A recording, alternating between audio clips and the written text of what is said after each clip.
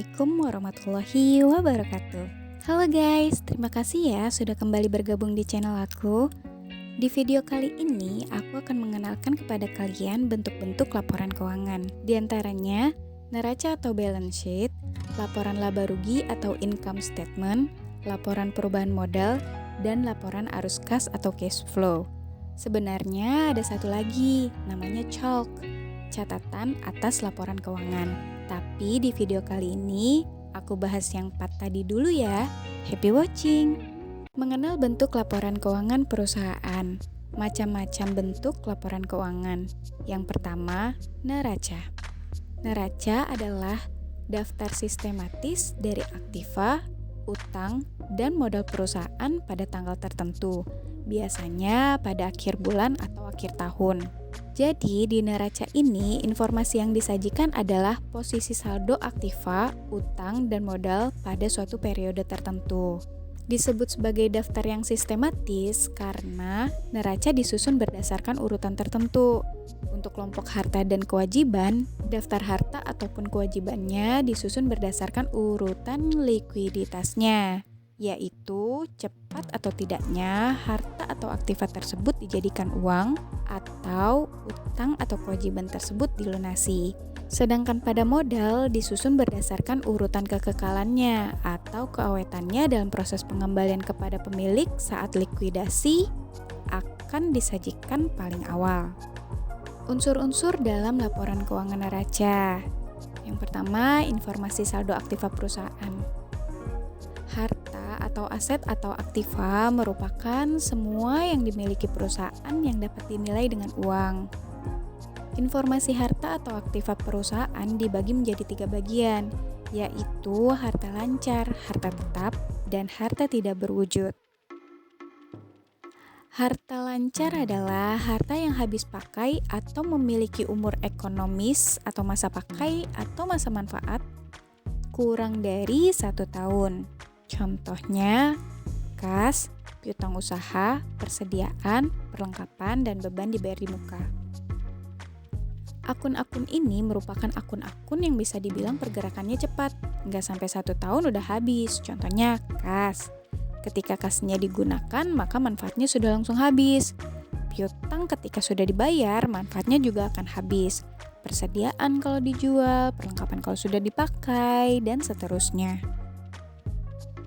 Selanjutnya harta tetap, yaitu harta yang tidak habis pakai atau memiliki umur ekonomis atau masa pakainya lebih dari 1 tahun. Contohnya peralatan, tanah, bangunan. Nah, untuk akun-akun ini biasanya bisa digunakan untuk waktu yang cukup lama, lebih dari 1 tahun. Kemudian harta tak berwujud, yaitu aset non-moneter yang tidak memiliki wujud fisik. Contohnya hak cipta, hak paten, dan goodwill. Next, unsur-unsur dalam laporan keuangan neraca selanjutnya adalah informasi saldo pasifa perusahaan. Kewajiban atau liabilitas merupakan kewajiban yang harus dibayar atau dilunasi oleh perusahaan kepada pihak lain akibat transaksi yang terjadi di masa lalu. Pada kelompok utang ini, informasi mengenai utang perusahaan dibagi menjadi 2 bagian, yaitu utang lancar atau utang jangka pendek dan utang jangka panjang. Utang lancar atau jangka pendek adalah utang yang memiliki batas waktu atau jatuh tempo kurang dari 1 tahun. Contoh, utang usaha, pendapatan diterima di muka, beban yang masih harus dibayar, seperti itu ya. Kemudian utang jangka panjang, yaitu utang yang memiliki batas waktu atau jatuh tempo lebih dari 1 tahun. Contohnya utang bank, utang leasing, dan utang hipotek. Modal atau ekuitas adalah hak pemilik perusahaan atas kekayaan atau aset perusahaan. Contohnya modal pemilik dan modal saham. Contoh bentuk laporan keuangan neraca. Untuk bentuk atau format penyajian laporan keuangan neraca ada 2. Yang pertama bentuk stafel. Pada neraca dengan bentuk atau format stafel, informasi saldo keuangan perusahaan disusun ke bawah. Untuk urutannya dimulai dari kelompok aktiva, yaitu aktiva lancar, kemudian aktiva tetap. Setelah itu, kelompok pasiva dimulai dari kelompok utang atau kewajiban, kemudian modal. Nantinya jumlah saldo akhir antara kelompok aktiva dan pasifanya harus sama atau balance ya guys. Nggak boleh enggak. Bisa kita lihat di sini. Jumlah saldo aktivanya 3.680.000. Kemudian jumlah saldo kewajiban dan modalnya juga sama, yaitu 3.680.000. Berarti neracanya sudah balance ya guys. Nah, pertanyaannya adalah kenapa sih kalau di neraca antara aktiva dan pasifanya harus balance? Jadi, kalau kalian masih ingat video materi aku tentang persamaan dasar akuntansi, alasan kenapa antara saldo aktiva dan pasifanya harus balance itu karena setiap harta yang dimiliki oleh perusahaan itu kan ada sumber dananya. Bisa dari modal pemilik atau bisa juga dari hutang. Itulah kenapa antara saldo aktiva dan pasifa di laporan neraca harus balance. Semoga dapat dipahami ya guys. Bentuk atau format neraca yang kedua adalah bentuk skontro. Jadi kalau pada bentuk stafel tadi, informasi saldo keuangan perusahaan disusun ke bawah.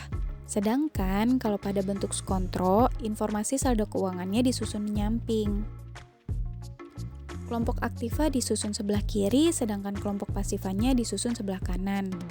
Untuk urutannya, pada kelompok aktiva, aktiva lancar di bagian atas, setelah itu baru aktiva tetapnya. Dan pada bagian pasifa, kelompok kewajiban di bagian atas, baru di bagian paling bawah modalnya. Nah, kalau di neraca bentuk skontro ini bisa kita lihat jumlah saldo sisi aktiva sebelah kiri sama dengan jumlah saldo pasifa di sebelah kanan ya guys, balance ya neracanya.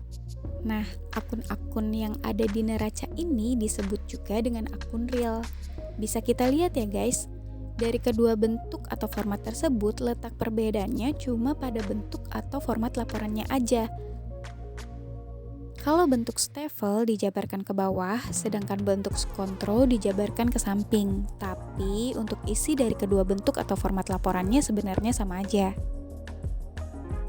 Sedikit informasi, dari neraca ini selain kita bisa tahu posisi keuangan perusahaan pada periode yang tertera di judul laporan, kita juga bisa olah informasi yang ada di neraca ini untuk mengukur dan menganalisis tingkat kemampuan perusahaan dalam membayar utang-utangnya dengan kekayaan yang dimiliki. Selain itu, kita juga bisa memperkirakan kemungkinan perusahaan dalam memperoleh tambahan pinjaman atau seberapa besar nilai hutang perusahaan berpengaruh terhadap modal dan kekayaan perusahaan dengan membandingkan unsur-unsur yang ada di laporan keuangan neraca tersebut, di mana proses analisis ini akan berguna bagi pihak-pihak yang berkepentingan dalam membuat keputusan. Gitu guys. Oke guys, laporan keuangan selanjutnya adalah laporan laba rugi. Laporan laba rugi yaitu laporan yang memuat informasi mengenai pendapatan, biaya, dan laba yang diperoleh atau rugi yang dialami oleh suatu perusahaan dalam suatu periode tertentu. Fungsi laporan laba rugi. Yang pertama, sebagai bahan evaluasi kinerja perusahaan. Jadi, dengan menyusun laporan laba rugi, kita bisa mengetahui dan mengevaluasi perolehan penjualan ataupun laba perusahaan serta bagaimana efisiensi perusahaan dalam mengelola biaya operasionalnya. Apakah pada periode tersebut penjualannya sudah cukup baik, atau jika ada penurunan, faktor atau sebabnya karena apa? Kemudian bagaimana biaya operasionalnya? Apakah cukup efisien, atau malah terdapat lonjakan biaya? Kurang lebih seperti itu guys. Next, yang kedua, sebagai bahan dalam menyusun kebijakan perusahaan. Nah, jadi setelah perusahaan mengevaluasi bagaimana kinerjanya, selanjutnya perusahaan dapat menyusun berbagai macam kebijakan. Misalnya, apakah perlu ada pemberian diskon, atau biaya apa sih yang masih bisa diminimalisir pengeluarannya, dan lain sebagainya. Selanjutnya yang ketiga, sebagai dasar perhitungan pajak. Jadi guys, setiap tahun perusahaan wajib membayar pajak dari total laba yang mereka peroleh pada tahun tersebut. Nah, untuk tahu berapa pajak yang harus dibayarkan perusahaan, maka bisa dihitung dari total laba yang ada di laporan laba rugi ini. Next, contoh bentuk laporan laba rugi. Untuk bentuk atau format penyajian laporan laba rugi ada dua. Yang pertama, bentuk single step. Pada laporan laba rugi dengan bentuk atau format single step, laporannya hanya dibagi menjadi dua kelompok, yaitu kelompok pendapatan dan kelompok beban-beban. Dalam format ini, akun-akun pendapatan maupun akun bebannya disusun berdasarkan besar kecilnya nominal atau saldo dari akun tersebut. Hal ini dimaksudkan agar pembaca laporan bisa lebih cepat mengetahui akun-akun mana yang dapat menjadi perhatian. Nah, bisa kita lihat ya guys, dari kelompok pendapatan terbesarnya berasal dari penjualan bersih. Dan di sisi beban, biaya terbesar di periode itu dari harga pokok penjualan. Selisih antara pendapatan dan beban tersebut merupakan pendapatan atau laba bersih perusahaan di periode tersebut. Untuk bentuk atau format laporan laba rugi yang kedua adalah bentuk multi-step. Sesuai dengan namanya, di laporan laba rugi bentuk multi-step ini, laporannya nggak dibagi berdasarkan kelompok pendapatan atau kelompok bebannya aja, tapi pendapatan dan bebannya juga dibagi berdasarkan kegiatannya. Di bagian atas atau awal, menghitung pendapatan dan beban usaha. Kemudian, untuk pendapatan dan beban di luar usaha diperhitungkan setelahnya. Baru nanti dijumlahkan berapa total pendapatan atau laba dari kegiatan usaha dan berapa pendapatan atau laba dari kegiatan di luar usaha untuk mengetahui jumlah pendapatan atau laba bersih perusahaan di periode tersebut. Nah, letak perbedaan untuk kedua bentuk laporan laba rugi ini juga sama kayak neraca, cuma pada bentuk atau format laporannya aja. Untuk bentuk single step, pengelompokan pendapatan dan bebannya digabung, sedangkan pada bentuk multi step, pengelompokan pendapatan dan bebannya dibuat lebih detail, alias dipisahin antara laba atau rugi dari kegiatan usaha dan laba atau rugi dari luar kegiatan usahanya. Tapi untuk isi dari kedua bentuk laporannya sebenarnya sama aja. Bentuk laporan keuangan selanjutnya yaitu laporan perubahan modal. Laporan perubahan modal merupakan laporan yang menggambarkan sebab-sebab terjadinya perubahan, baik yang disebabkan oleh adanya penambahan ataupun akibat adanya pengurangan modal selama periode tertentu. Unsur dalam laporan perubahan modal yang pertama saldo modal awal periode. Yang kedua, faktor penambah atau pengurang modal pada periode tersebut. Faktor penambah modal diantaranya berasal dari laba perusahaan dan tambahan setoran modal. Sedangkan faktor pengurang modal berasal dari rugi perusahaan dan adanya pengambilan pref atau pembagian dividen. Kemudian yang ketiga, saldo modal akhir periode. Nah, di sini bisa kita lihat ya guys, saldo modal dari usaha angkutan Hudowo di periode Oktober ini mengalami penurunan dari yang sebelumnya atau di awal periode ada 8 juta, kemudian di akhir periode ini berubah jadi 7,9 jutaan. Nah, di sini bisa kita lihat guys, faktor penurunan modalnya itu terjadi karena pengambilan pref-nya lebih besar dibandingkan dengan perolehan laba perusahaan di periode tersebut. Oke guys, bentuk laporan selanjutnya adalah laporan arus kas. Laporan arus kas adalah sebuah perincian yang menunjukkan jumlah pemasukan dan pengeluaran kas suatu perusahaan dalam suatu periode tertentu. Tujuannya untuk mengetahui sumber penerimaan maupun faktor penurunan kas perusahaan serta mengetahui jumlah kenaikan atau penurunan kas atas transaksi yang terjadi dalam suatu periode tertentu. Jadi, selain kita tahu dari mana sumbernya, kita juga bisa tahu berapa jumlah kenaikan atau penurunannya. Selain itu, dengan membuat laporan arus kas ini, kita juga bisa tahu nih, apakah di periode kali ini perusahaan lebih banyak terima uang atau malah lebih banyak keluarin uang. Dan apakah laba perusahaan bisa membiayai operasional perusahaannya atau enggak. Kurang lebih gambarannya seperti itu guys. Oke, kita lanjut ya. Metode dan komponen dalam pembuatan laporan arus kas. Ada dua metode yang bisa digunakan dalam membuat laporan arus kas ini guys. Ada metode langsung dan metode tidak langsung. Terus dalam menyusun laporan arus kas, komponen atau kegiatan utamanya dibagi menjadi 3. Yang pertama, ada arus kas dari kegiatan operasi. Kemudian arus kas dari kegiatan investasi, dan terakhir ada arus kas dari kegiatan pendanaan.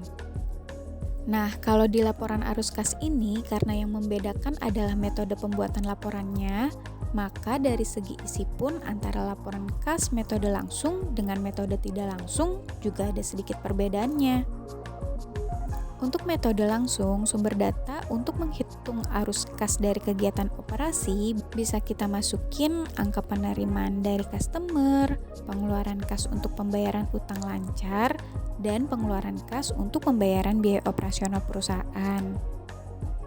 Sedangkan pada metode tidak langsung, sumber datanya kita ambil dari jumlah laba bersih, kenaikan atau penurunan harta dan utang lancar perusahaan, serta biaya penyusutan aktiva tetap.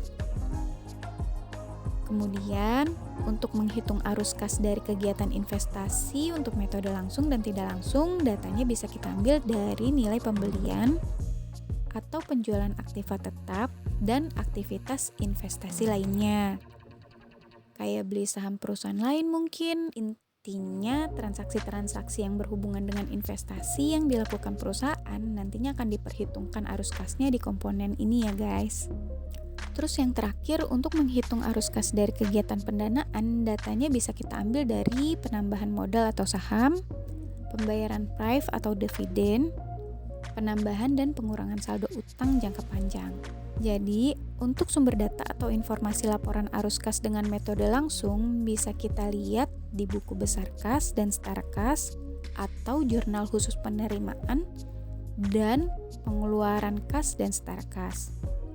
Sedangkan untuk metode tidak langsung, sumber data atau informasinya bisa kita lihat dari perbandingan neraca 2 periode tertentu, laporan laba rugi, dan saldo buku besar kas dan setara kas. Contoh bentuk laporan arus kas dengan metode langsung dan tidak langsung.